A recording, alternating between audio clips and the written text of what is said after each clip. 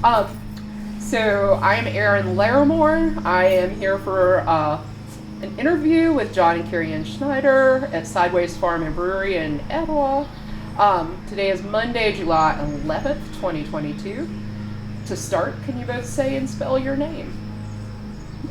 Whoever wants to go first. Jon Schneider, Jonschneider. And Carrieann Schneider, Carrieann, all one word. Same spelling, Schneider. There you go. So let's start off by having you guys tell us a little bit about yourself. Where are you from, and what was the circuitous path that brought you here? You can start. We're from Orlando, Florida. When we moved up, I think 8 years ago. 8 years ago in October we moved up. To be where some of the best, if not the best, craft beer in the U.S. was being brewed, with a vision of doing this. So having the farm, having the brewery, but also trying to send a message and really connect agriculture back to beer, because it's been so industrialized over the last decade, century, name it. Yeah. Since Asheville, Orlando area didn't have a real foodie movement. There's so many tourists that come through that just want the chain restaurant that they're familiar with. And when we came up and visited this area, there were farmers markets without Chiquita banana stickers on it. I mean, that's what we had in Florida. And so we were like, people here actually care about where their food came from. And so the idea to open up a brewery that grows some of its own ingredients just seemed to fit in this area. So how did you build your interest even in craft brewing? How did you get into the area? She had bought me a homebrew kit. I can't even remember when, 2009, 2008, something. Long time ago. And I had always told her I wanted to make wine, and she didn't think that I had the patience to actually make wine. And so for Christmas... Ironically enough, the year that I got it, we were in Belgium for Christmas. And sitting at home underneath the Christmas tree is this homebrew kit. And we were in Belgium, we were in Germany, and we didn't go to a single brewery the whole time. And I'm thinking to myself, this is going to be the worst Christmas gift ever. He's this is going to be a garage sale in 2 months. And yeah. But 2 months you were already outgrown it and starting to brew like the real brewers. Yeah. Do you remember what some of the early beers that you did, like what you did at the very beginning? Yeah, really worked on a pale ale and an IPA. And those were my favorite beers, and so that's what I like to brew. And it was basically brewing the same beer over and over and over and over and over. His first two were the kit brews that I'd gotten him, and there was a porter and an that IPA. was undrinkable. Yeah.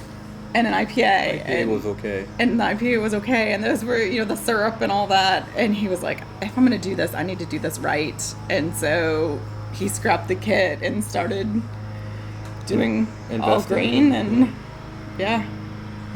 And that was when you were still in Florida? That was still in Florida. And that was that repetitive. He wanted to be able to nail the numbers and do the same beer. And that's partly why we don't do a lot of the same beers now, because it was like 2 years of the same 2 beers over and over and over again.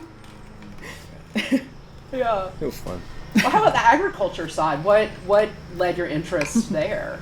It was interesting because we actually, when we decided to put our house on the market, we were looking at either moving to the east coast of Florida or to the mountains. And we were vacationing here frequently. And we had a family vote, and everybody agreed that we should be here. And so I always say that our business plan and everything else has just been ever changing. And so when we came up here, we were like, you know what, because of the food movement, because of everything else, let's try to tie agriculture back into brewing, and maybe that would be a niche that we can carve out and just be something special that would, bring that to light. And so we started looking for farms. Yeah. And it also had, I mean, before beer, as he said, he'd wanted to make wine, and we would go and visit wineries. And when you visit a winery, it feels special. You go and you're usually out in the country somewhere. There's grapes growing. It's scenic. You have that tie to the land. And even though beer is an agricultural product, just like wine, you don't have that. You go to an industrial area or a downtown area, and there's just not that same feeling. And so we really wanted to try to bring those two things together, bring our love for wine and the wineries that we'd visited over the years into beer. And you mentioned a family vote, and I know that y'all have other family who work here. Can you talk a little bit about that? Who all is involved in the process? Yeah, so on the farm we have our 2 children in addition to ourselves and my parents. I was an only child, and once I had kids, my parents were going to follow their 2 grandkids wherever in the world we landed. And so, we all talked about it, and we had looked across the country. We tried to figure out for a while where we fit, where we felt at home. And we'd actually looked at New Zealand, and my parents vetoed New Zealand. We looked at California, and then my parents vetoed California. But this kind of felt like it fit all of us. Well, I think it was also halfway between Florida and Buffalo, New York, which is where they're from. Yeah. And still have family there and in Florida. So it was kind of a really nice in-between. Halfbacks. Well, and I'm a halfback, yes. But you also had family in North Carolina. Yeah, I have so growing family, up, John grew up in Florida, but would come up for the summers and spend time in North Carolina. So he'd always told me from the start when I met him that we were going to retire in North Carolina. And finally he brought me up here, and I was like, why are we going to wait to retire? This is beautiful. We need to be here. Well, and I know I met your mom yesterday. Yes. She works here with you, doesn't she? She does. Yes. Grandma is our 3rd business partner, so the 3 of us are legally the business partners. And she was an accountant, and so it just makes sense. She's in charge of anything monetarily related. She has to figure out all the tax forms and everything for the state and the federal government. And then she also works the register. She loves people, and so people get to go pay Grandma. It's kind of our thing at the end. They all get to say hi to Grandma and meet Grandma, and yeah, she loves it. She loves chatting with everybody and being everyone's grandma. Yeah. And it's nice to have a person like that who will handle all of the tax forms Yes. and the scary things. Yes. So let's talk a little bit about the brewery. The name. How did you decide on the name? Or were there other names that came first? No. Interesting. We always had the S. So we had designed an S. And so it was a really cool S, and we're not using it, but we had designed this really cool S, and it was, if anything, going to be Schneider. And then we'd been debating for a while already. We actually legally became a business entity in Florida in 2013 with the name Sideways Brewing Company. Didn't start a brewery down there, just had started using the name. But I was driving, we lived in the suburbs, cul-de-sac, the 2 kids, soccer moms driving our SUV. I'm driving down to Target, and this song comes on, and it's by Citizen Cope and Carlos Santana called Sideways. And in this song, he talks about these feelings are knocking me sideways. I just can't get away. And we had just gone on what was supposed to be a winery trip.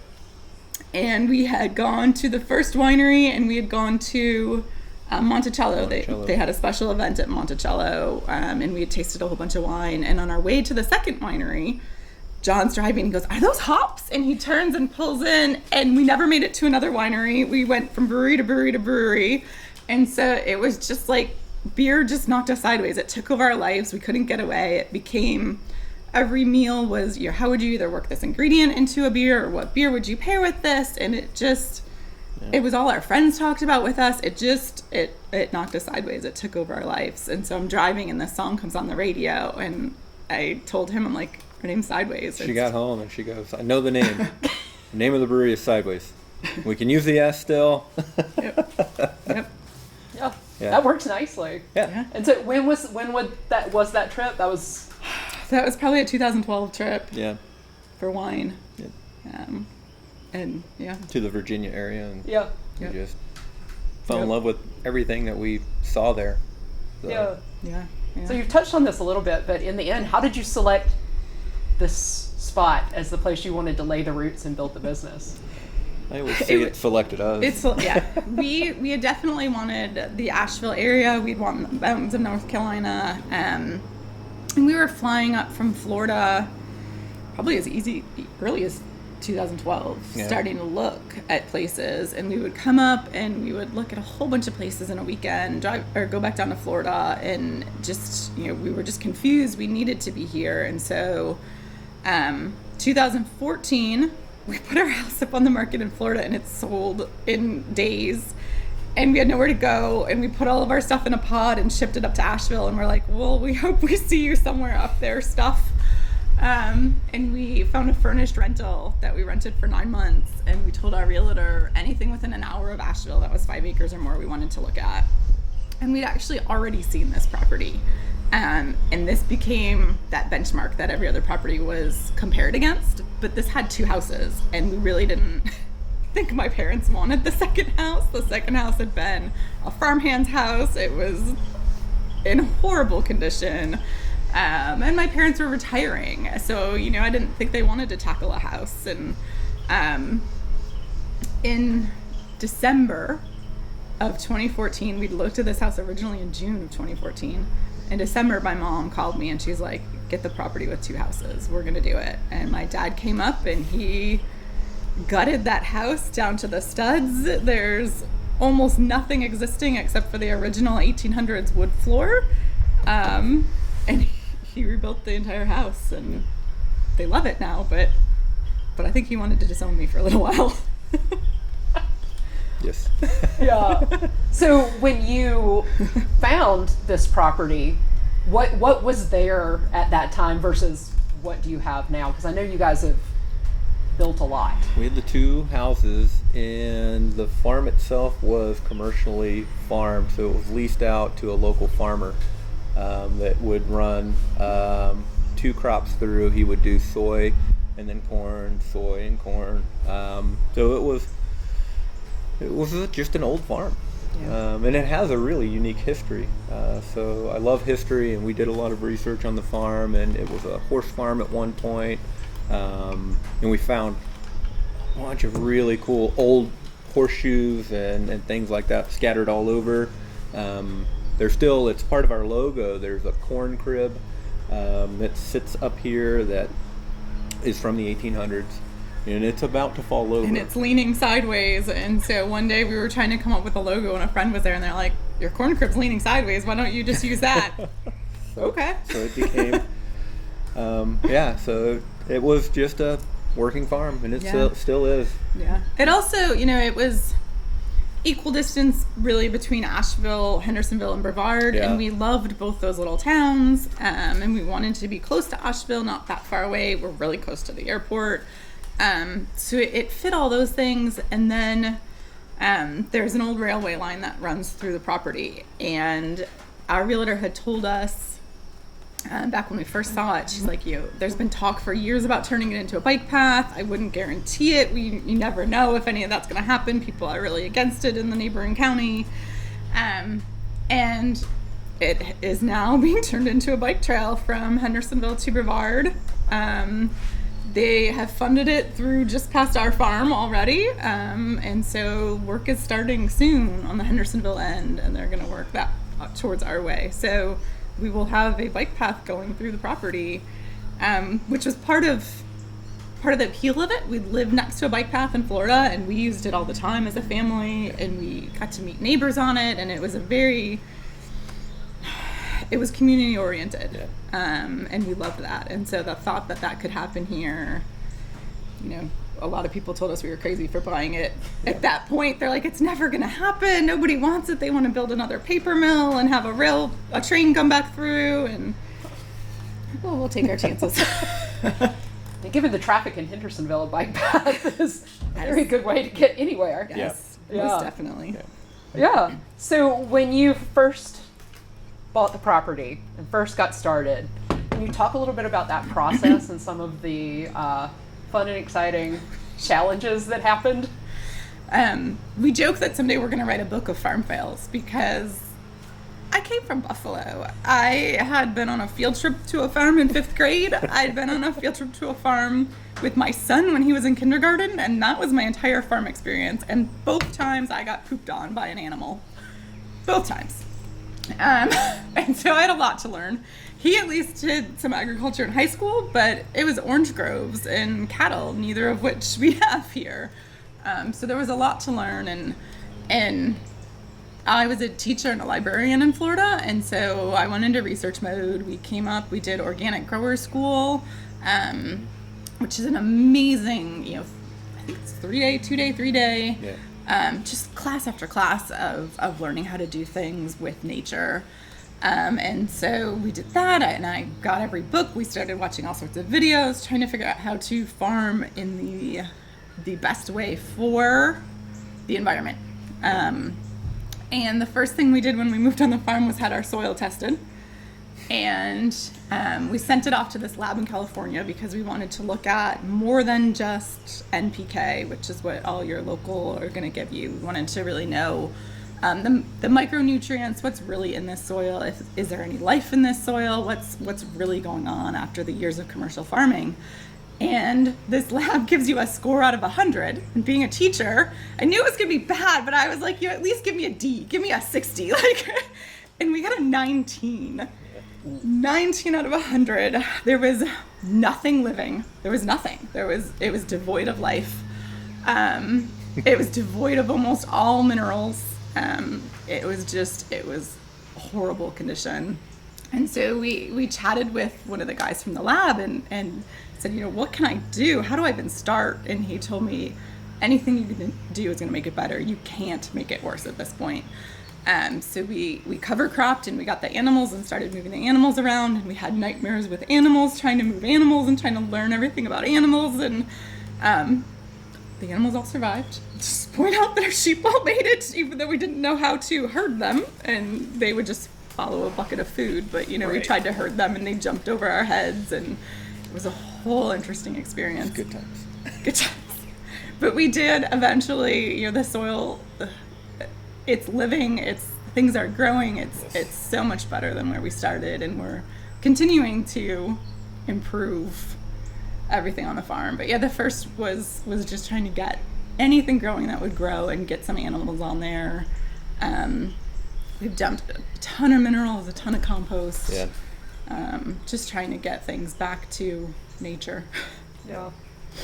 Corn will kill things quickly. Yeah. Yeah. I'm curious about the animals. What animals did you have then? So the first ones we got were sheep. We contacted a local farm, and they were culling some sheep. So some sheep that were not going to be bred for them anymore. And so they needed to get rid of them in some sort of way. And we adopted these sheep. 4 of them. And so they'd been out in a herd. They were not sheep that were used to being around people. They had hundreds of acres that they roamed, and so life was very different for them. Here, they were our first foray, and then our next thing was chickens, and telling friends back home that the chickens come in the mail. The post office calls you at 6 o'clock in the morning, and they tell you to come knock on the back wooden door, and it feels like you're doing something illegal, and you sneak into the post office and they hand you a box of chirping little day-old chickens. And we had to learn all about chickens and all they can get poop stuck on their butt and die when they're day old, and there's so many things that we had to figure out. And so chickens came next. And then ducks. My daughter really wanted ducks. And then the goats. And so now we have 3 sheep. One of our old ladies has passed, and all 3 that we have are all at that upper age limit for sheep, considering we've had them for 7 years now, and they were not young chickens when we got them. Yeah. And we have 16 ducks and 6 goats, and I couldn't tell you how many chickens because they're always coming and going. We actually had one that successfully hatched a baby on her own. We thought she had passed. We couldn't find her for 2 months, and she comes waddling back with a little chick, and so now there's a little chick in there with all the chickens right now. They just moved back in, and Yeah. You never know. Yeah. We've had that happen a couple of times where a chicken has disappeared, and then the other one, she had 9, I think. The other one had 9, yeah. Yeah. Yeah, this one only had 1. Right. But, yeah. So, thinking about the farm and then specifically the brewery part of things, how would you describe kind of the mission of Sideways, the brewery aspect? And I think it is that connecting agricultural, what we do out there with the beer. Like Carrie alluded to earlier, where you're at a winery, you can look out and see the grapevines at most wineries. And it kind of, you get that connection. And so that was our first goal was to, and I think one of the first things we planted were hops. Yep. And of course, we got hops from the Northwest, and we've been trying to grow them unsuccessfully because they're just not bred and developed to do anything here. But we really wanted to have that out there so that you can see them, and you're drinking the beer, and you can look at the menu and say, "Oh, that's a hop that was grown here." We thought that would be pretty cool because it's tying that together. Yeah. So I think our biggest mission is tying the agricultural aspects of beer making to drinking, enjoying it. Historically it was the farmer's wife who would make the beer. It was that agricultural product, or the monks in the monastery that would grow with the grains all local, and that's how they paid a lot of their workers with beer. And so a lower ABV beer that they would drink throughout the day also. So it was trying to just bring all of that back together and educate people. So you mentioned the hops, and we did, when we started, we planted about 20 different varieties from Pacific Northwest, but also from around the world. Yeah. Trying to find ones that would grow here, and we started working with the Mountain Horticultural Research Center up at Sierra Nevada, and they've since hired a hop breeder, and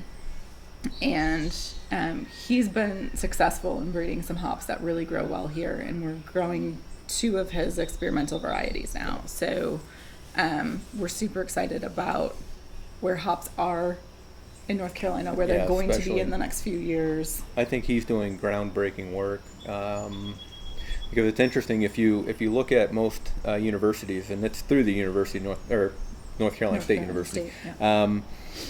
They try to fool the hops grown in the Northwest to grow in their region instead of actually looking back. And saying, hey, let's make a hop that will grow in our area. And most of the science has been devoted to light research and putting stadium lights on hops. And I mean, the average farmer cannot afford something like that, let alone the electricity bills to run those lights. There's just been a lot of looking into chemicals we can put on the hops to help with disease resistance, and so North Carolina State and Dr. Luping is more about breeding hops that will grow naturally in this area. In fact, one of the hops that he showed us, he had forgotten he'd planted, and so they'd never been fertilized, they'd never gotten any sort of care, and he had just uncovered them from weeds like a week or 2 before he took us to them, and they were growing like gangbusters and loaded with hops. And so hops is a weed. It should thrive in neglect. You just have to figure out which version of it is going to survive in the neglect in your area. Right. Yeah, exactly. And I think they've done a great job, and we use a lot of those hops in our beer. And it's really cool because it starts to tie in, the terroir and everything else, and which is really what we want to do also. Yeah. We don't treat our water for our beer or anything. We really want it to be specific to our area. And most breweries will modify the water to match the profile of whatever beer that they're brewing, whether it's a lager, a Helles, or IPA. They're trying to match a certain water profile where we look at it a little differently and say, well, let's not match it. Our water's terrific. That's why Sierra's here. That's why Sierra Nevada's here. That's why Oscar Blues is here. That's why New Belgium's here, because the water here is just extraordinary for beer. It's soft water. It works really well, especially with some Belgian style beers, and that was our other target, was doing a lot of Belgian beers. Yeah. Yeah. Well, and you mentioned the hops that you're using, the North Carolina strain of hops. Can you talk a little bit about those hops and the beers that you are using them in? We're primarily using those hops in our farmhouse beers, and in some of the Belgian beers that we do. We really wanted to try to tie in that terroir and showcase those hops. And as I talk to Lu Ping at NC State and try to tell him, everybody's trying to grow hops for an IPA. And I told him, it doesn't have to be for an IPA. These hops that you're breeding are spectacular hops and can be used in all sorts of Belgian style beers. They could be used in lagers, and I said, we need to think outside of the world of IPA when it comes to hops, because hops are antimicrobial. That's the primary reason we use them in beers, because it helps hold back any infections or bacteria from growing in the beer. And so, let's think past it, and let's use these hops for other beers, and we have been using them a lot in our farmhouse beers. And I know this might be a challenge to describe, but can you describe the flavor and the way they impact versus if you just grab some? Yeah, and that's also, it's another flavor. On a lot of them, they're grassy, so they have a lot of grassy notes, floral notes. And they're more noble-esque, so they're really geared for that old world style beer, or lagers even. And I've told them they're fantastic in lagers. We've used them several times. But you get that bitterness that you want. It's a softer bitterness, which is nice, because harsher bitterness kind of makes the beer unbalanced. And so they're woody, but some of them do have some fruitiness to it. But I tend to lose it when I try to brew an IPA or a pale ale with it. And so we've been primarily just focused on Belgian farmhouse styles and lagers.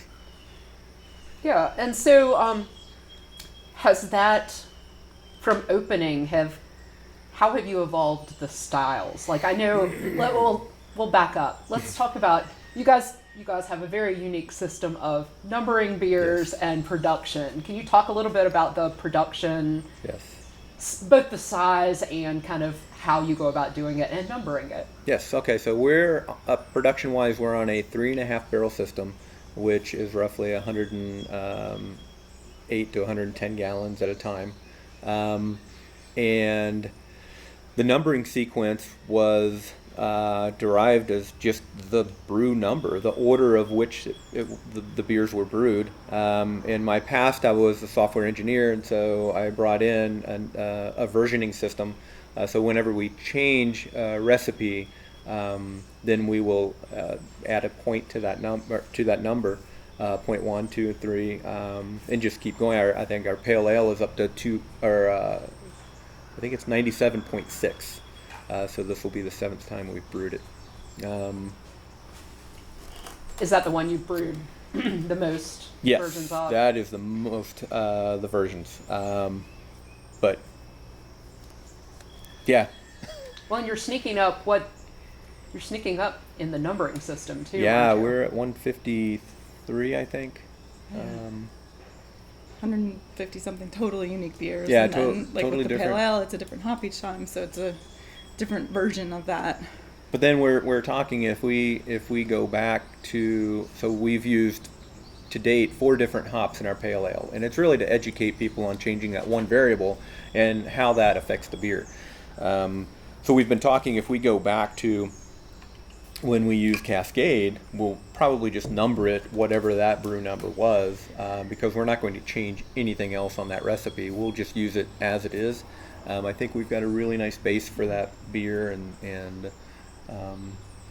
maybe here and there bring in a different hop that we've never used. But I think the 4 hops that we want to use are the Cascade, Centennial, Amarillo, and Simcoe, and those are all classic West Coast IPA-ish hops that we want to just rotate through on this beer, and maybe even ask a Facebook poll or something and say, what do you think? Which one was your favorite? Or, and get people involved in it. Yeah. We talked a little bit about this yesterday, but can you talk a little bit about you bottle your beers, yes, and you have been bottling them, and we talked about how COVID impacted the business and how some of the regulations changed things. Can you talk a little bit about that?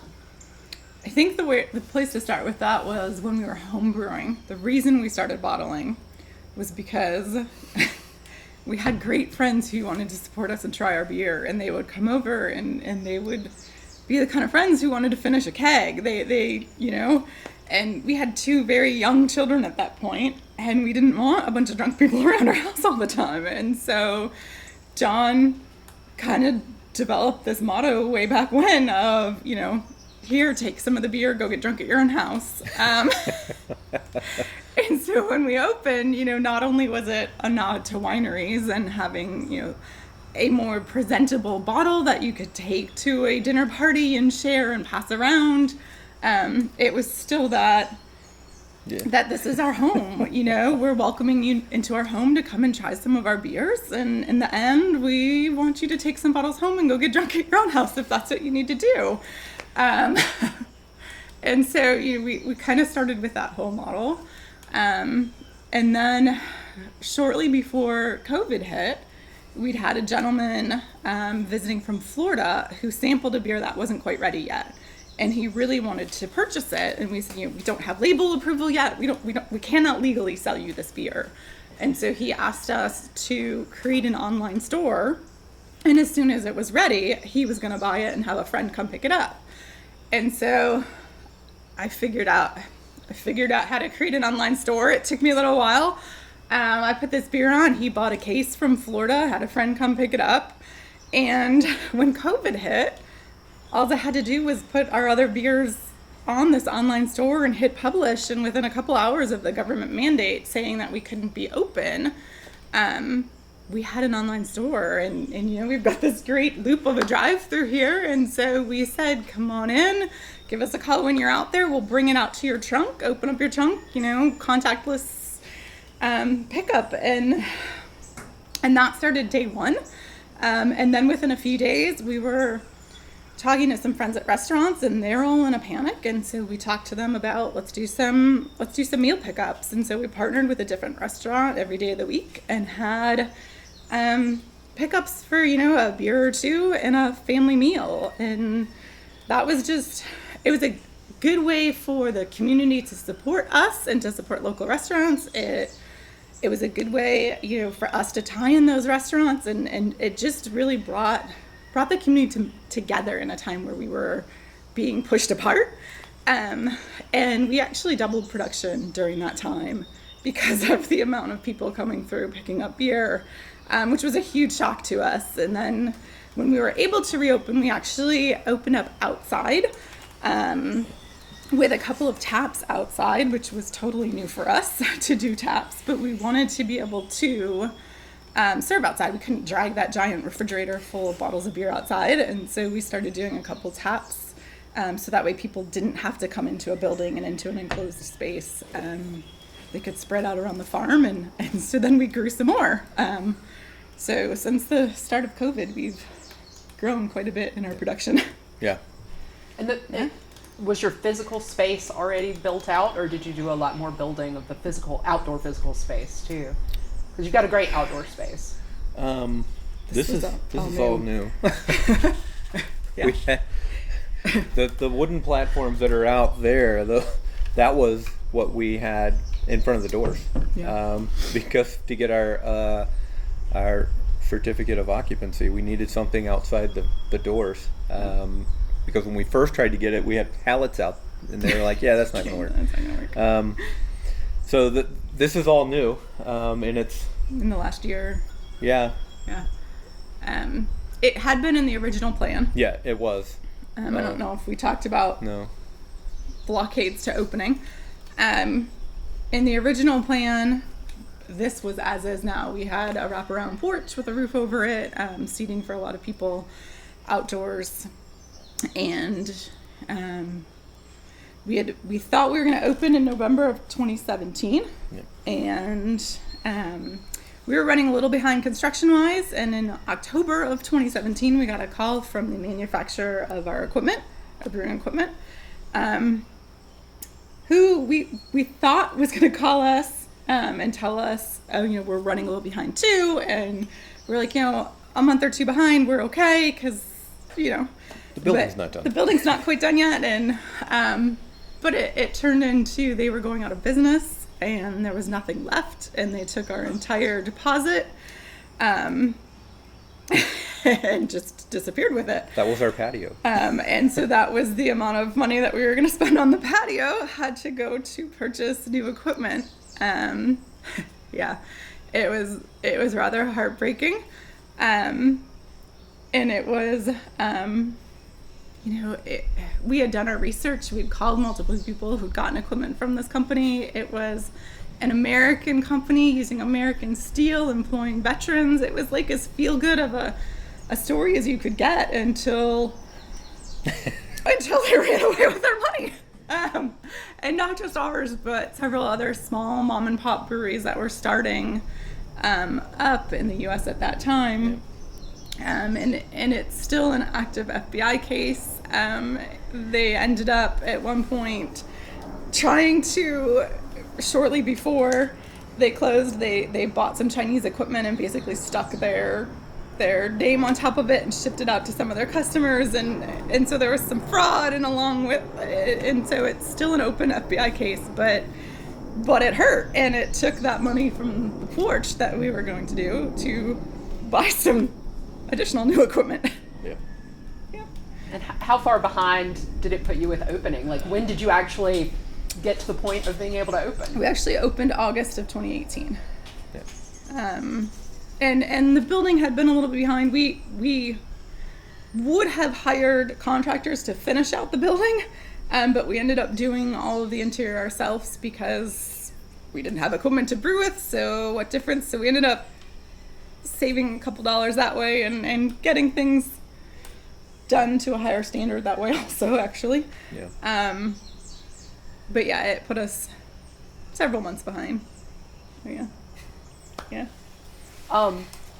Were there any other sorts of like regulatory issues that popped up at the beginning? I know sometimes those can be tricky. Probably the most shocking thing was sitting in the permits office, trying to get, I don't even remember what we were there to get the permit for, the building permit office in Henderson County, and a phone rings. Well, that was to get we were going to do septic.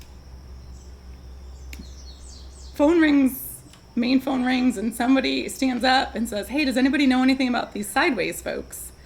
We're like, This brewery out in Etowah. that's us. And so he passes the phone down to the lady that we're working with, and she hands the phone to Jon and says, "It's for you." It was the EPA, and they told me that I couldn't have a septic tank for a brewery. And I said, "Well, you let wineries do it all the time." He goes, "It's a different fermentation process." And I go, "No, it's not. It's yeast eating sugar. It's the same process." He said, "Son, I'm not a scientist. I'm telling you, if you have sewer near you, just hook up to it, or I'm going to make you build $100,000 water reclamation." And so we were like, "Yes, sir. Okay. I'll hook up." So luckily the neighborhood over there had sewer, Yeah. and so we were able to hook up to the sewer over there. But that was just a very interesting phone call of, That we were there what do you mean? about How to are you sign. calling? She had brought a check, Yeah. and I think it was a $400 permit fee for the septic, and she had already filled it out, and we were about to hand it to the lady when the phone rang. So it was really weird timing. Yeah. Yeah. Yeah. I think that was about it, though. That was the biggest one. Everything else, we had already... she's a research queen, and we had already done so much work up front before we even bought the property. So we had already been... Things are different here than definitely anywhere else that I've lived. Where you can just ask a question and they go, oh yeah, that's good. We'll make sure it happens. There's no signing, there's nothing. It's just We bought a tractor that way too. Yep. So before we bought the property, we had asked the zoning board if we could do what we wanted to do, and they tossed around for I think a couple of weeks and called back and said, yeah, we've found a way for you guys to do it. And so that really just solidified us buying this property because it was zoned as rural family occupation, and we could run a brewery on it. And so everything was, I don't want to say easy, and we always tell people that come to us and ask about opening a brewery, read what every entity is asking from you. Yeah. And give them exactly what they're asking for. Yeah. Don't give them more, don't give them less. Give them exactly what they want, and all of your process will go extremely smooth and extremely fast. I think we got our TTB permit in a couple days. Everything that...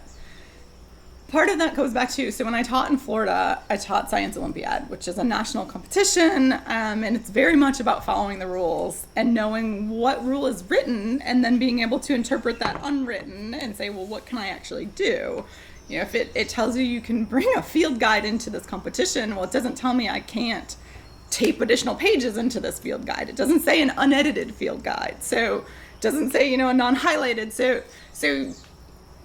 I was the queen of trying to figure out exactly what the rules say, exactly what I need to do to comply with those rules. Right. And so with TTB, I read through every single rule. I read through all of the laws and all the things, and I gave them exactly what they needed. And it passed. They came back with one comment, which was weird. They said we didn't show a demarcation between the tasting side and the brewing side, and it did. We basically just uploaded the same file again, and they passed it. So it was there the whole time because you could view it on the TTB website. Yeah. We're like, it's right there. Yeah. I go, I don't know. We'll just upload a new one, and then they passed it. But that filing all the state paperwork, filing all the paperwork. If you read through and figure out exactly what they want, you can do it. We also got the trademark for Sideways Farm Brewery, and I didn't hire a lawyer. I did it all myself. Yeah. If I can read and figure things out, I can do it. And we did get kicked back on the name because a winery in Greece, yes, has the word sideways in it. Right. And so I found another trademark. It's all public record. I found another trademark who had received the same feedback, and so I looked at how they responded to it and responded very similarly, and we got it approved. So So you got around the Greek winery. We got around the Greek winery. We tend to be a do-it-yourselfer. Everything. John built this roof, and the railings, and we tend to figure everything out, like our numbering system for the beer. Legally, the name is beer number 151. The name is beer number 98.2. And you can't trademark a number. And so I don't have to do research with every new beer that we release as to whether that name has been used before, because it's just a number. And so that's made my life tremendously easy. You can't trademark a description, so the description is what the beer is. Yeah. Yeah. Makes sense. So can you we talked about this a little bit with the COVID time, and it's hard to separate that from everything else. It's still ongoing. But can you talk a little bit about how the business has grown, how the brewery has grown since you first opened, and maybe even how you see it continuing in the future? hope to see it continuing in the future. It's kind of strange. I always tell people that I'm the world's worst capitalist. I'm really not into doing any more than what we're doing. It's always I want to make enough money so that we can brew another beer tomorrow and pay all the bills and feed our family. And that's kind of our goal as far as growth. But it's interesting because when growth starts happening and when your production goes up, you really get tied up in that mindset of, God, what are we going to do? What's that next step? Are we comfortable where we are, or do we need to hire people? What do we need to do? And so since the beginning, that first year, as in any business, it's a real rough year, and you're learning so much, and you're also learning that your plans have to be flexible. That you can't be rigid. The industry changes, everything changes, and so you have to be willing to change and make changes in order to continue to grow at a small. And we've always talked about growing just on small scales. I think our first year we brewed 50 barrels. Our second year we brewed 53 barrels, and then it ballooned up to 125, and then 167. And this year we're actually brewing less than we did last year. But we're selling more. We had a lot in barrels that we had put in barrels from previous years, and those are finally starting to get released. And, right. So our sales have not decreased at all. If anything, they've continued to increase month by month by month. Yeah, definitely. We're diversifying a little more and doing events, doing weddings, and trying to make it a destination. And I think that's where our growth is right now. Not necessarily growing as in the amount of beer that we brew, but just looking at how we can bring people in different ways to the brewery. And I think, I see farm-to-table dinners out here, and I feel like this is a special place that we can do different things at without trying to produce more and trying to get into the rat race. When we started, we were distributed. We were on some shelves all the way out to Raleigh, in different bottle stores. And when COVID hit, we didn't have enough beer, and we pulled back. And we have no plans to go back and try to do that again. I think we just want to be comfortable. Yeah.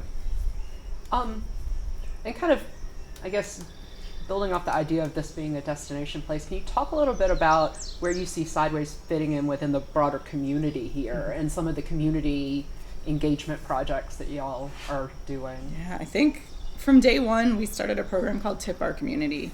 And because we are all owners that are working, we didn't feel it was right to take tips personally. And so we've donated our tips back to different organizations every month. Last year it was $27,000, something like that we donated back into different local organizations. And we not only tell all of our guests about that, so that organization, gets mentioned 1,000 times a month, but we also tell the organization, they can come out, they can hold a gala here, they can do a special event here, they can do, team building, community building here. We do a farmers market once a month, the first Sunday of every month. That's been really popular, but we let those organizations come out to that, and so they can talk about what they do, and we've just really tried to link the communities together in any way that we can. This month has been a lot of fun. We've done this in the past too, but this month they've seemed to really get into it, where we've done guest bartenders with our organization that we're supporting this month, and they've gotten into it where they've dressed up, and they've told all their friends, and it's just been fun. We really just want to support the community that supports us, and so I think that's been our biggest thing. It's neat to see that grow. It's really neat, especially having the volunteers come in, because we have had some that they didn't do anything at all except expect that check at the end, and it's like, you could have at least come out and held an event to help us tell the public what you're doing. And Yeah. but with the Blue Ridge Humane Society, we've done them since Since day the one. beginning. Every year we've done it for them, and they've really gotten into it this month, and that's really exciting for me because they get it. Yeah. And And that's it's been one of the probably weirdest things was the first 2 years I had to beg organizations. I'm like, I want to give you thousands of dollars. Like, can we tip you? Can you be a part of this? Can you? And they were like, I don't know. I don't know if I want a brewery supporting us. I'm like, are you crazy? Like, this is Asheville. There's a million kids at our brewery every weekend. What do you mean you don't know if your organization is right for a brewery? That And has now, changed. that has changed. Now I have like an email list, a mile long of people who want to be a part of it and want our tips to go to them and want to work with us. Started on next year. Next year's already half filled, if not Yeah. full. But in the beginning, it was weird. I actually went to several different special events, Chamber of Commerce meetings, and said, Right. I am looking for organizations to support locally. Hello, can you connect me with some people to give money to? It's free money. Yeah. But it's changed now. It has changed. Yeah. So let's talk a little bit about kind of the physical space in the tap room aspect here.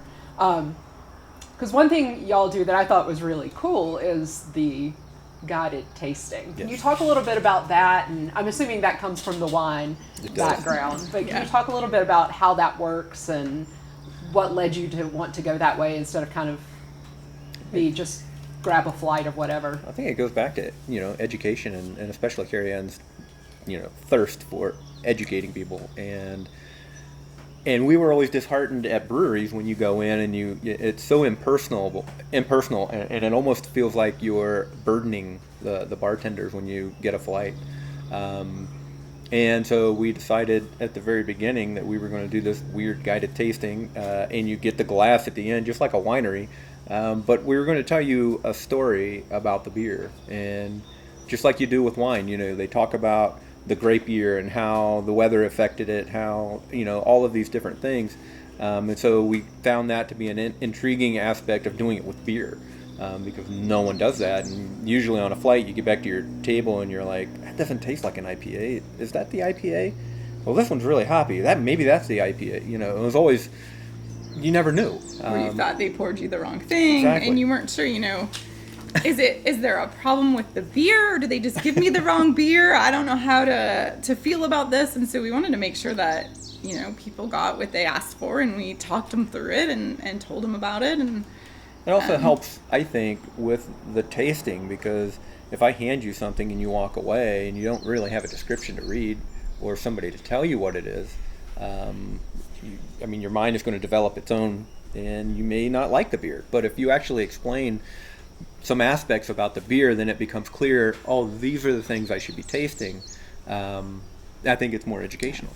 yeah, And we used to, actually, at the very beginning, we had a sheet that we would give our guest, and they could write notes, just like at a winery. So you can write notes and everything, and we would collect them, and we still have them. We still have. Some people would want to take them home, but others would want to give to us. We would hang them on the wall. Yeah, so we still have all of these, and there's hundreds of them Yeah. that we have, and we were going to do a mural or decoupage or something You never know. of them. May still have them. But it was really cool because they got into it.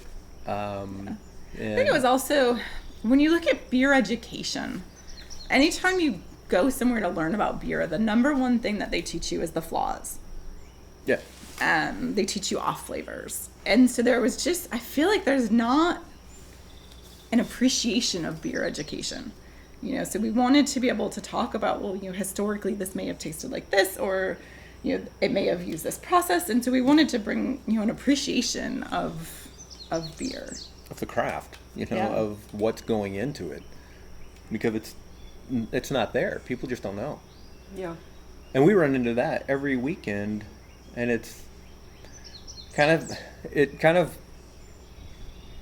gets me a little angry sometimes, when, especially with tastes, because and I understand, but I asked a customer a couple of weeks ago. I was just feeling cheeky, and he came in and he was like, "Hey, could I have a taste of this?" And I go, "Have you ever gone to a restaurant and asked for a taste of the steak before you ordered it?" And he's like, "I never thought about it, but no." I go, "Why do you do it for breweries?" I'm just genuinely want to know. And he goes, "I honestly don't know." And then he said, he goes, "Forget the taste, I'll take a full pour." And I keep a full pour, but and Carrieann has gone, as far as somebody wanting a taste of a lager, and it's like, of all the weird things we have, you want to sample the lager. It's a lager. I'm like, that's your backup beer. Try something more adventurous. I'll give you a sample of something different. And then if you don't like the fun, funky farmhouse, then get the lager. Like, Right. Wait, why are you going to do a sample of the lager?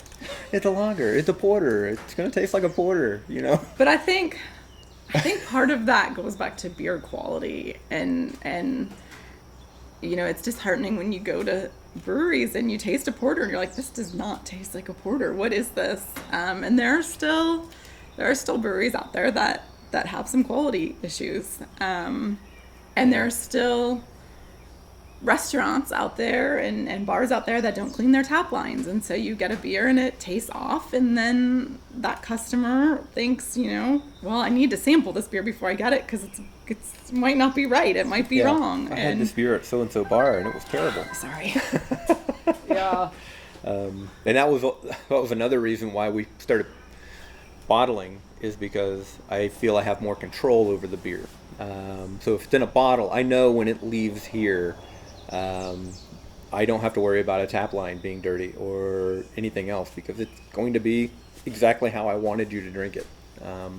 As long as you don't leave it in the sun or anything else, which people do all the time. But yeah. Yeah. Well, I know, you touched on this earlier, but I wanted to talk a little bit more about connecting the farm to the beer. And can you talk a little bit about how you bring those two together, the way you incorporate ingredients? And It's really cool. When she starts doing her seed orders for the next year, we start talking about beer ideas. And so we have, a document that we share, and we start talking about what type of ingredients we may want to use from the farm that would give a beer a certain flavor, aroma, characteristic, and or even yeast. I'd say the primary ingredient that we use off the farm is yeast. We have approximately 49 different strains of yeast going that we've harvested from a number of things on the farm, and some of the herbs and spices that we use, we definitely plan for the beers. Doesn't always happen, but she'll grow fennel, and we've been growing fennel from the beginning. But we'll do a porter or a stout, a dark beer. It gives it a little bit of a licorice note, which is really nice. We've done one with the fennel flowers. Oh yeah. There's so many different aspects of what you can use, and I think part of the fun thing with the farm is the collaborations, where another brewery will come with an ingredient, and then we'll have an idea of the base beer, but before we even finish that day, we'll be out on the farm tasting with them things fresh that we could possibly add to this beer. And that's just it's a fun day for brewers to have a field trip and to go out on the farm and see all the things growing and figure out, oh wow, this is what this tastes like fresh, and if we dried it, we'd get a little more of this aspect, and it's a play date. Yeah. can you talk about some of those collaborations and what came of them? Yeah, Some of your favorites, maybe? Or at least most memorable. I know you don't want to play favorites. We've had so many cool collaborations. I think the lime leaf was really cool. It wasn't something that we grew, but a local farmer had, what kind of? It's a lime? Kefir lime. Kefir lime. And it's known for the leaves. And so he's been growing this tree for, I think he said 25 years or something, and it's in a pot. And he Because locally you can't grow citrus right, in so the ground out he here. puts it inside and he takes care of it, and so he brought the whole plant one winter, and it sat inside the brewery for months, and we were just clipping the day we brewed that collaboration with a brewery down in Florida. We were clipping leaves off of it to ferment, and it gave it such a wonderful citrus flavor and aroma. But I mean, that was a really cool project. I like collaborating with a Florida brewery, and y'all brought the citrus. Exactly, that was the cool aspect of that. And you can take the limes also and grade them. So we had the Biltmore was also going to donate a lot of the fruit that we were going to zest. And I think they ended up. They did. Yeah. So they brought some limes in that we zested and used in the beer as well. So it was kind of they were part of the collaboration. So it was cool to integrate the Biltmore into it. And then the brewery down in Florida. We have worked with several breweries down in Florida. The last one was the pineapple beer that we did, where they brought up pineapples from one of the oldest pineapple farms in the U.S. And then we used marigold flowers and goldenrod from our farm. And it was just one of the most unique flavors that we've ever had. And it sold extremely well. And I love it, doing things like that. And I mean, I love doing things like that, educating people what we can actually do with beer using ingredients that are unconventional. But it also makes me happy when I don't have an IPA. And you have a hophead come in and say, "Oh, what IPAs do you have?" And we're like, well, "Actually, we don't have one right now." And then they're like, "Oh," and we're like, "Hey, taste this." And it was the Pineapple Farmhouse. Yeah. That beer, we would give it to the hopheads, and they would love it. And it was like, it was like 18 IBUs. There was no hops in it at all. It was so low. But it was all the marigold flowers and the goldenrod that really. And then when it started warming up, you got some of that pineapple character, and it's so cool when you can make somebody who just wants that hoppy beer try something they've never tried or never would have tried, and then they're like, "Oh yeah, that's really good." And that was the other thing with the guided tastings was, one, we put them in an order specifically not to kill your palate. So we actually look at the flavors and look at what you're going to get out and make sure that something's not going to contrast with the one before it, and that your happiest thing is at the end, so it's not killing taste buds. And but it also doesn't allow for flexibility. So someone comes in, we're like, "You can try this guided tasting and we'll walk you through," and they're like, "Well, I don't like this beer, can I supplement this one with this one?" And we're like, "Why don't you give it a try?" Because 9 times out of 10 somebody will go through and they're like, "Oh, that actually wasn't bad, I kind of liked that." And they walked in the door having this preconceived notion, and then they ended up like, "Well, maybe I'll try another dark beer another time." Right. And we've converted so many people into expanding their palates, where if they were to just order a flight, they would have never ordered that particular beer and never tasted it, and not realized, oh, well, brown is so much different than a stout. Maybe I like browns and I only see a color and think I won't like that beer. And so it's that educational experiential thing. I know, with the constant new beers, it's probably hard to say, but do you have something you would consider to be a flagship beer, or at least a flagship style? I think our pale ale would be the closest thing right now, because we do brew that multiple times during the year. And you said you brew that with a different hop. Yeah, so we do mix it up a little bit. Our Belgian Double is probably one of the best beers that we produce, and so that one we do twice a year. But it goes through a 6-month bottle maturation process that it has to go through before we release it. And so it's not always available, but when it is available, it's one of the fastest selling beers that we do. And that makes me extremely proud. If that Belgian double can beat out IPAs, I love it. Most weekends, one of our farmhouse or Belgian beer will be at an IPA here. And I think that's more, instead of saying like a flagship style, I think you could say, you know, what we're known for is we're known for our Belgian, French farmhouse style beers. We're known to have something different and unique. Yep. We're the place where a lot of the local brewers come and have beer that they wish they could make at their own brewery. I can't tell you how many brewers have said, "Oh, I wish I could have a menu like this." We hear that comment multiple times a day from brewers. But they're controlled by owners that want money over, taste. So. Yeah. You mentioned the double. Would you say is that your favorite of yes, the ones? By it's far. his favorite. Can you talk a little bit more about that? What goes into that one? Love. Lots of love. We've been working on that recipe for a couple of years now, and we've done different things, and we've actually gone back to an old world process where we do an inverted sugar, but it's kind of like cooking down a sugar for candy or something. So we typically will boil sugar for about 3.5-4 hours at roughly 245 degrees.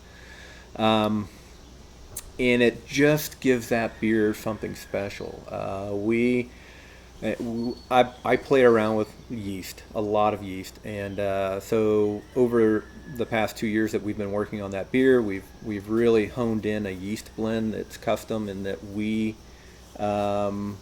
came up with, and it's just a blend of commercial strains that really just make that beer along with the inverted sugar, and it is just spectacular. We've had so many people tell us how delicious it is. We've had people from Belgium in that said, "Wow, you guys really have done an amazing job." One of my favorite beers is Westmahl's Double and Chimay, and I think we're kind of right in between those two. In fact, we wanted to send them to the Brussels Beer Challenge last year, but shipping cost due to COVID made it impossible. It just wasn't financially, it wasn't doable. We're hoping that the shipping costs are down this year, and maybe we can do it. Actually, I don't think we have any left. We've sold out. We've sold out. So never mind.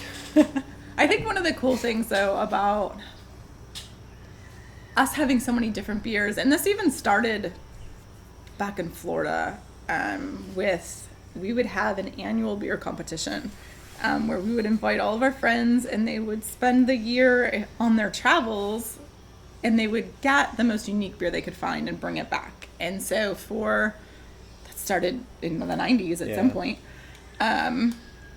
So for years, we've had people bringing us beers from around the world, quite literally, that they think is the best beer for us to try. And when we moved up here, we happened to pick this little place of Etowah who has an international beer judge that comes daily, pretty much, with different beers. He'll go judge a competition in Belgium and bring back some beer from Belgium for us, or some beer from Germany, or and brewers from all over, when they come and visit, they bring us their beer. And so we quite literally have refrigerators full of some of the best beer in the world that we get to sit down with beer judges and super tasters and sample these against our own and say, oh, this has just a tiny bit more of this. And so it's not just educating the public, but educating ourselves and finding that community of beer people locally to help us refine palates and to help us figure out how to have the best beer we can have. That's actually something that we've always wanted to do, is to bring maybe one night a month or something where we do a tasting here, and bring in people, sort of invite only, to go through this with Steve, our good friend, kind of running it. So that way he can help people taste things and describe what you should be tasting, because it's really fascinating, and it's one of those things where there's no wrong answers when you're tasting something. You should just freely explain what you're tasting, because we've done experiments where you've taken a couple of different aromas and you have one beer and you smell this, and then you take a sip of that beer, and then you smell something else and take another sip, and that changes the entire beer.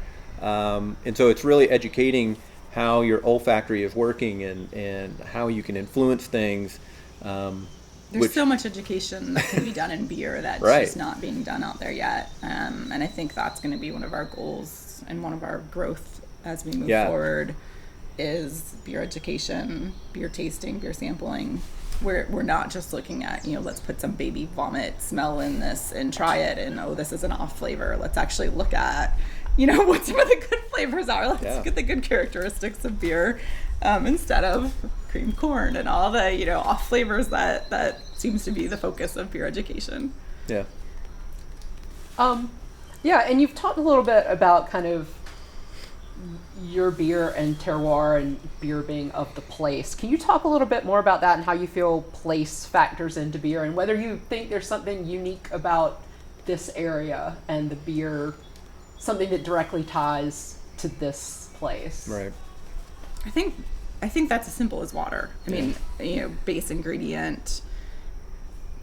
Unless brewers are adjusting for their water, which we know a lot of brewers do, but you're going to get so many different nuances with the base waters, the different mineralities of it, the different makeup of it, and so there's definitely a sense of place that can be achieved in beer, whether it's looked for or not yet. I think wine is the great, the great expectation, the place to look up to, and they love what they have, they work with what they have, they want to feature what they have, and I think breweries still want to feature what someone else has.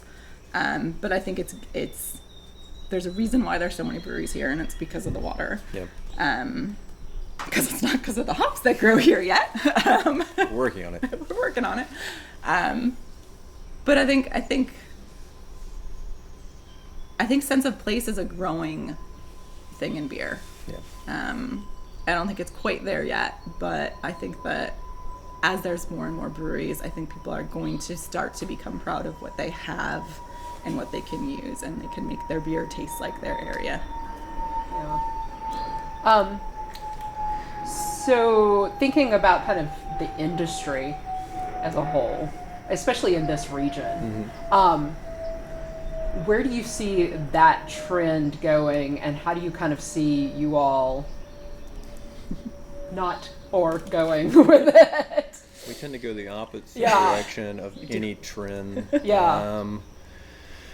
Because trends and fads are it's just what they are. And we have seen a lot of breweries, especially even breweries that we've looked up to, go to having 10 or 15 IPAs on, and 3 or 4 lagers, and then 2 or 3 really high gravity darker beers, and we.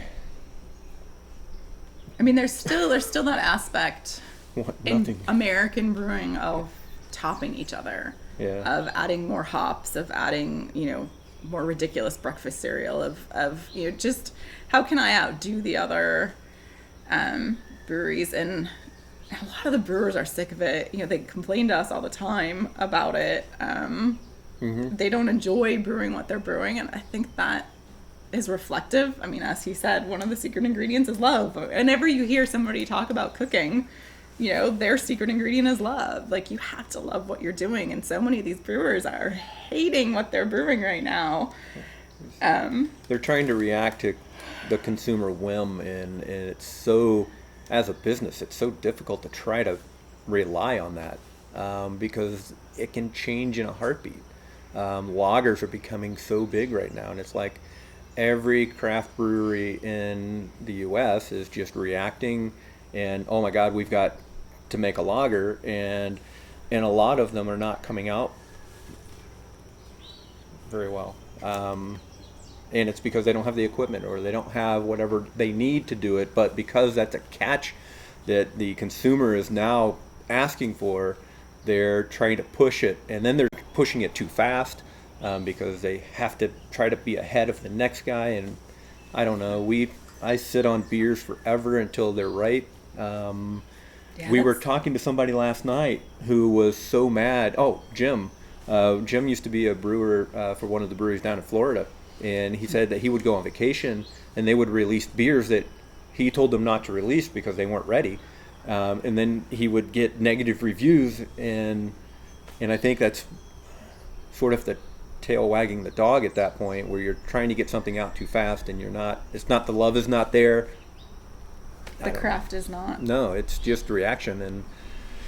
Yeah. And we've actually joked, I think it was not this past Sunday, but 2 Sundays ago during our market, I think our entire refrigerator was almost empty, and we looked at each other. It was maybe 5 o'clock or 4:30, and we were like, you know what? At 6, and we're like, if we run out of beer, I think we're just going to tell people we've run out of beer. I'm not going to restock the fridge, and that's sort of where we are. Sorry, we don't have any more beer right now. We'll reopen next Friday. and there's all those people that come and they see our coming soon menu and they're like, oh, when is this going to be released? And we're like, as soon as the beer's ready, it'll tell us when it's ready. Yeah. They're like, but when's that going to be? I don't know. We have to taste it. We have to make sure that it's starting to Right. get to its peak in order to release it. We don't want to release something, bottle conditioning, things will continue to change and evolve with time, and the vast majority of them get better with time. Yeah. We've had beers that we didn't even think were going to age that well, like a 3.8 London Brown, our first beer. Aged extremely well. It aged so well. 3 years later, it was more delicious than it was when we started. But we want to make sure that things are at least starting to get on that upswing. That it's ready. It's going to be. That's where Steve will come in and taste beers with us and help us come up with descriptions, but also say, hey, don't release this one yet. It needs another couple weeks. Right. What's Steve's last name? Morgan. Yep. And he's a local beer god. I mean, he has been so involved in every aspect of beer in Asheville, Western North Carolina, since the very beginning. I mean, so he's a valuable asset to us in making sure that we're putting out the best quality beer that we can. And I would assume that the broader consumer education that you were talking Yeah. about ties into kind of Yeah. Yeah. people being more willing to not let Yeah. the tail wag the dog. Yeah, exactly. Yeah. Yeah. Yeah. So you kind of have mentioned this, but I would ask you too, is the double your favorite of the beers, or do you have others that stand out to you as your No. So fond memories? She doesn't like beer. Oh, I no! actually like wine much better than beer. And so for 13 years now, however long, he's been trying to make beer that makes me happy. So you'll find several of our beers have wine-like characteristics. We're actually fermenting one beer right now in wine barrels. Yeah. We've done several beers with wine lees, the yeast. We've done it with grape crush. We've done several kind of beer wine hybrids, and those tend to be where I go to. I like the things that remind me of a red wine. She likes the wild farmhouse wheat right now. Oh yeah, that's so good right now. And it's interesting because when you look back at history, a lot of those northern France and southern Belgian breweries were trying to compete with the wine markets directly, and so they were brewing and making very vinous beers. And so when you look at for some reason in the U.S., brewers tend to overdo or overthink certain beers like sours.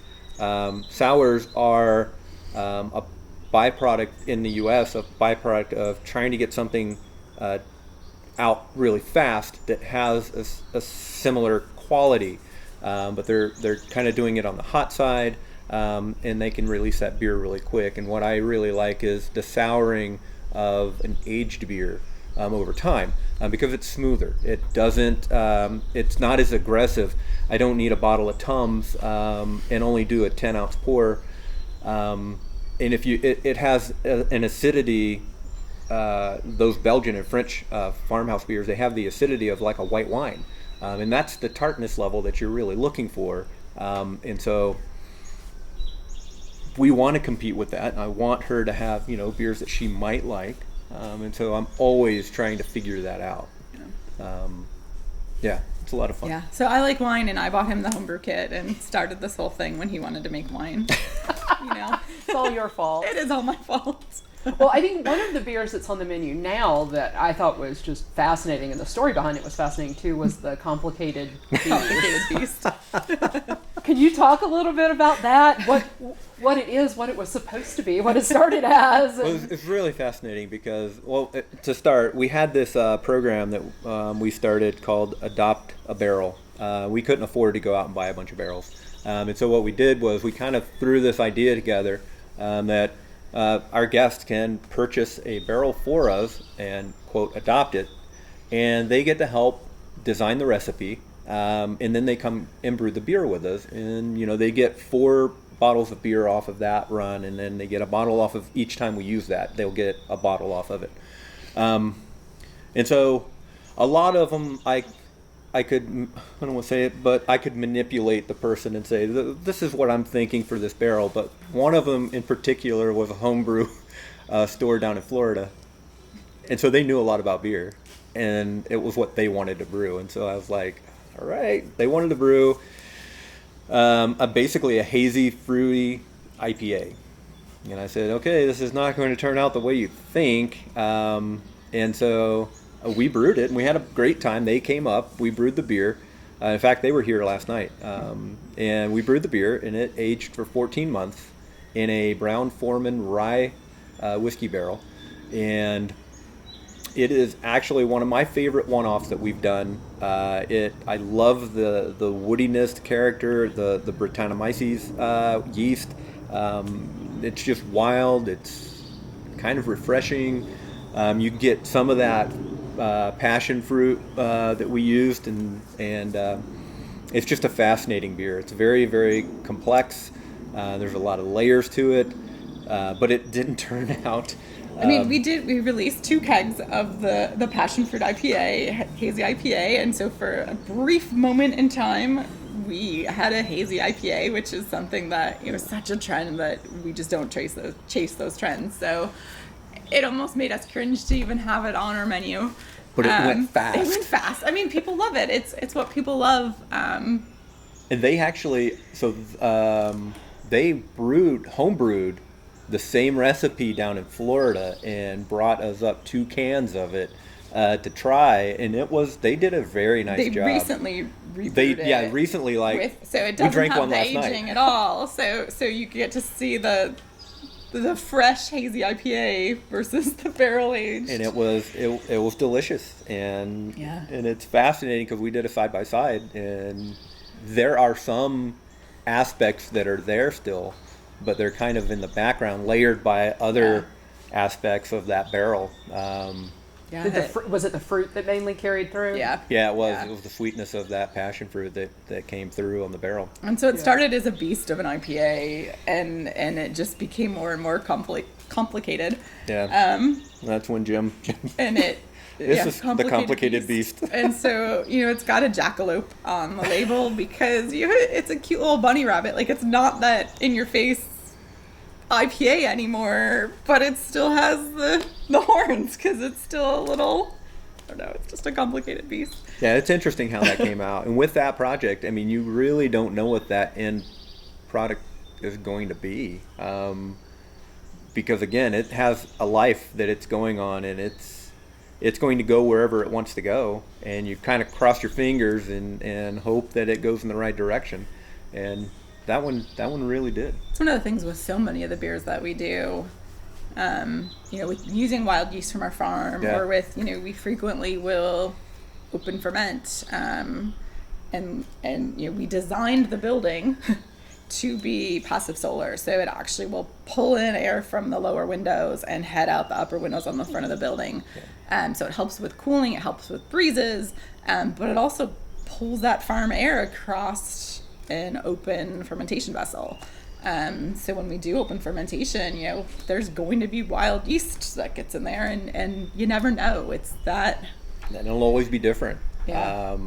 And that's a lot of people will ask, when are you going to brew that beer again? I go, it's not going to be the same beer. It's going to be different microbes that are flying through the air at that time. And so you look at, okay, when did we brew that beer? When did it ferment? What month? What day? And if we were to try to replicate it, it would have to fall on that.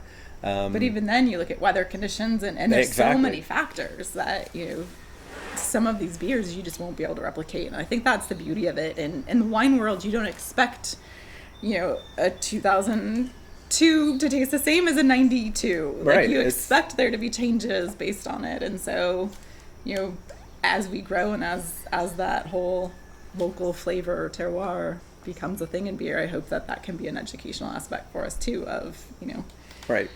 This one was at a different time. It's going to have different flavors. It's going to have even the hops will vary slightly year to year, or the fennel could vary year to year depending on our weather. But I think in the brewing industry, because of the industrialization of brewing and the macro breweries and what they've done with consistency, it's fascinating, and I commend them for being able to consistently make that product the same around the world. Wherever they're making it, it's going to taste the same. But I like the thought of it. Well, actually, it skewed the public, and so the public expects small breweries to be able to do the same thing, and we just don't have the equipment, or especially the equipment, millions of dollars worth of equipment that are constantly testing to make sure that is the same number coming across. But it also makes me excited because you don't know quite if that beer is going to taste like it did last time.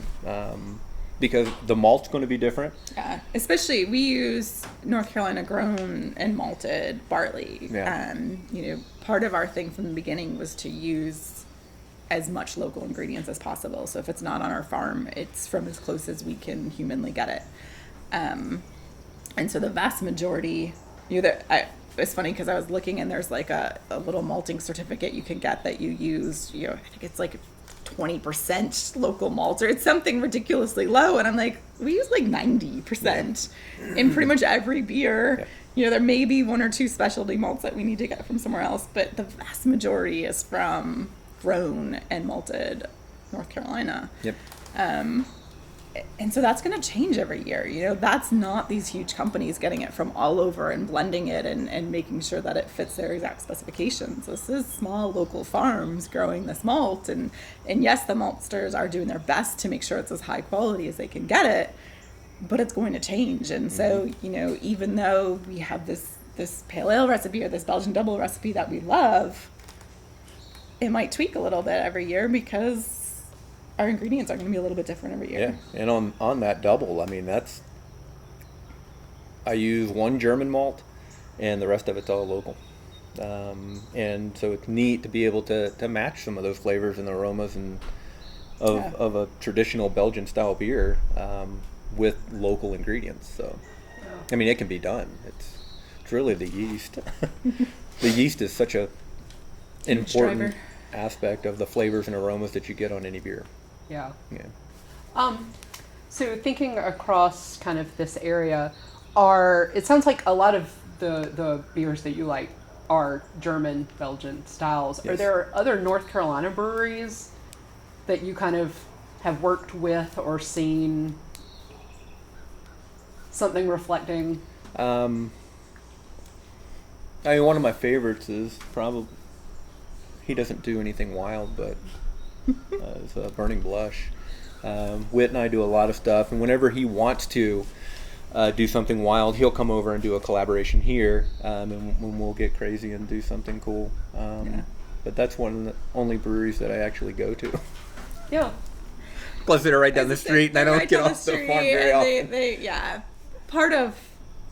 Part of our life is that, people run a farm full time, people run a brewery full time, people, hire marketing people and people to design the labels, and we do everything ourselves. And so, 12, 15-hour days are our life, 7 days a week. Mm-hmm. And we honestly just don't get off the farm that much. We get to taste a lot of other people's beer because they bring it to us. Yes. But yeah, every once in a while you get to do a fun trip, but it's much more people coming here to brew with us here than us going to other breweries. Yeah. And yeah, plus people want to see the farm, and we get to show off our stuff. They get to do something fun and different from what they don't want to brew the same IPA over and over again. So they come here to do something fun and different. Yeah. Speaking of the farm, can you talk a little bit about the, I guess, other aspects of the farm that we haven't talked about so far? We've talked about how it integrates with the brewery, but I know Yeah. So beer makes them happy and flowers make me happy. So I said, if I'm going to grow ingredients for the beer, I'm also going to grow a lot for pollinators. And so we grow a ton of flowers. We do you-pick flowers. And a lot of the things that we grow are things that could theoretically be used in a beer. Sunflowers are edible, even their whole blossom, not just their seeds. And so, we could roast sunflowers one day and toss them in a beer. You never know, but we also have people that can come out and pick sunflowers. And so we do a lot of things that are multi-purpose. And then we also grow a ton just for pollinators. I add more and more milkweed to the farm every year. I think this year I'm up over 500 milkweed plants that I've added this year. Every year it gets eaten down to the ground by monarch caterpillars, and it's a struggle to keep up with them as more and more find our farm. But I love that. And so we grow a lot. We've got a whole pollinator meadow, which is now our event center. So we've started to do weddings in it. And it's a field of goldenrod in the fall. It's just gorgeous. And yeah, so lots of flowers on the farm to bring in pollinators, which will help, pollinate the squash that we grow for our beer, or the zucchini we end up putting in a beer, or Everything. Who knows what I'll grow next year to put in a beer. I've actually got tomatoes out there this year, which I'm still not sure if what we're going to do with those. They were some very fruit like tomatoes, so not the tomato flavor as much as more hints of cherry and pineapple, and we've got a couple different varieties, so we'll see what those taste like. Never know. Or they'll go into a farm to table dinner. yeah. Is there anything you guys want to talk about that we haven't talked about so far, just in telling your full story? And one of the things that we didn't talk about was the way we actually condition the beer. Yes. Yeah, that's huge. And that is huge. So it started in Orlando. We would go to the farmer's market, and we became friends with a local honey guy. And just in conversation, we found out that he loves beer. And so Carrie and I went back and thought, well, you know what? We should buy some of his honey and bottle condition a beer using honey instead of corn sugar, and give it to him, and so we did that, and he was like, oh my God, this is amazing, here, take this gallon of honey home. And we're like, oh my God, he just gave us a gallon of honey for a 6-pack of beer. And so we started using it in all the beers that we packaged, and so it became a thing for us. And so when we decided to do this, I think one of the first things we did was reach out to all the apiaries in the area and ask them if they could get the quantity that we needed to bottle condition and keg condition all of our beers. And we found B Masters, and he has been with us since the very beginning. And so from the very first beer, every one of them has been bottle and keg conditioned with local wildflower honey. And I think that's such an important tie-in. So we have the bees on the farm. We have all the pollinating plants. And so it's kind of the symbiotic thing that we want all of our stuff to kind of be tied back to honey. We started brewing a beverage called Hard John Kombucha, which is 100% honey in green tea. And so it was really just embracing the honey and kind of making that the central point of what we're doing, because I think the bees really tied everything in. There's also that local flavor. Yeah. Having that terroir, using as many local ingredients as we could, and wanting to have beer that could age, beer that could be natural. Having the yeast in your beer is healthy for you. It's got vitamins and there have been studies that show you have less of a hangover if you drink beer with yeast in it. So we wanted to have that natural living product, and corn sugar just hurts to use, especially when you're into real food and knowing where your food came from. So the fact that he'd been using honey for a long time just made so much sense for us to have the bees here on our farm and have that additional local tie-in. The natural carbonation is a little bit softer of a bubble. Not saying it's any less carbonated, just a different type of carbonation. It's a different feels different mouthfeel. in your mouth. Yeah. You mentioned the kombucha. That's another thing I wanted to ask about. Can you talk a little bit more? Because we tasted it, and it doesn't taste like most kombuchas I have tasted before. Can you talk a little bit more about kind of how you got started with that, why, and... We had met somebody at a local farmer's market that we used to do, and she did a non-alcoholic version of it, and we fell in love with it, and it was so refreshing and delicious and different. And so Carrieann started trying to brew this beverage, and of course we wanted it to be alcoholic, so we wanted some level of alcohol, and so she started at the beginning, and a lot of the kombucha brewing techniques are a lot of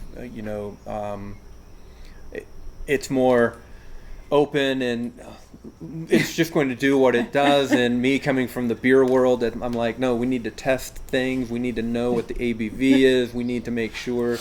And so eventually I took it over. And because we also, during that, trying to make it alcoholic, we went through a lot of honey that ended up unfortunately dumped. But it was really trying to figure out, and it's not like you could just go on the internet and find anything, because nobody's brewing it. Even so kombucha, start at the beginning. Kombucha is black sugar or black tea and table sugar. And it's a slightly different mother than the Jon. So Jon is green tea and honey.